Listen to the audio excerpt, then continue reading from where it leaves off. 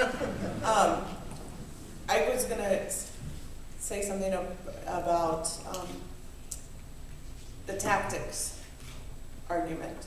And because a couple of the gentlemen that stood up here talked about how they were gonna vote yes, but then the tactics and the ploys, whatever, swayed their vote.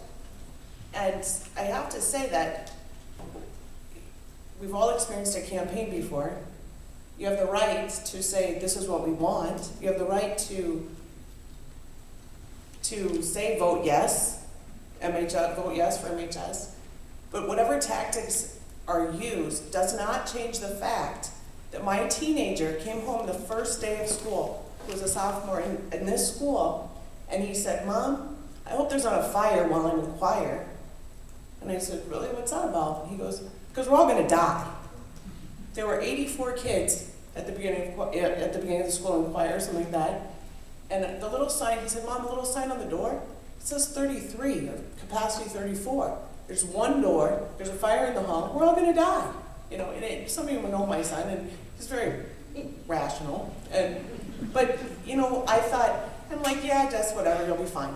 Then we went on the tour, and Mrs. Knowlton opened that door, and I went, well, I won't tell you what I really said, but if you know me, you know what I really said. And I said, this is crazy.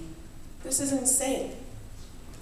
We walked into the biology lab, my husband had to leave because he got a headache.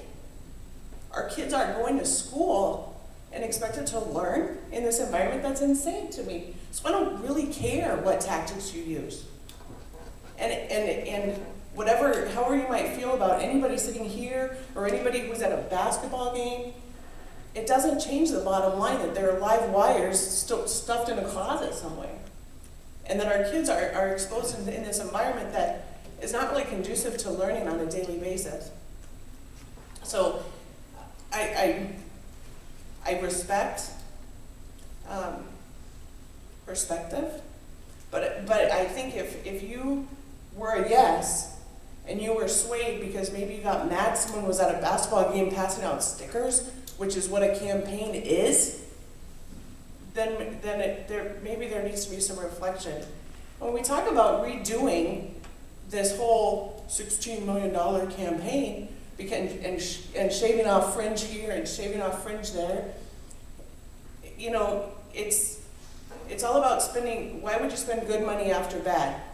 You know, if we're going to make this investment in our community, if we're going to make this investment in our kids, then does it not make sense to just do it now and do it the right way the first time? The whole gym. Should we talk about the gym for a second? I'm a basketball fan. I have a basketball kids. We're a basketball family.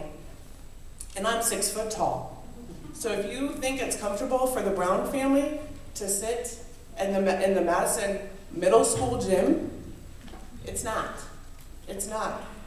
But bigger than the whole basketball thing, one of the things that excited me was, wow, our kids could actually graduate at their own school. And everybody could be there. Like, it's bigger than basketball.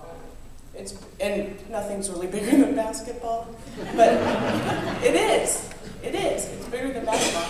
So it's disheartening to me as a transplant into this community. Danny and I went to school in a school with 2,000 kids. So this is a very different world for us. But it's disheartening when I hear comments like, well, if we just shaved a little off here and a little off there, what is the bottom line? If you shave $3 million off, is that going to save me $4 a month? That's a latte, you know? So, I mean, we got to keep it, I think that at some level in the community,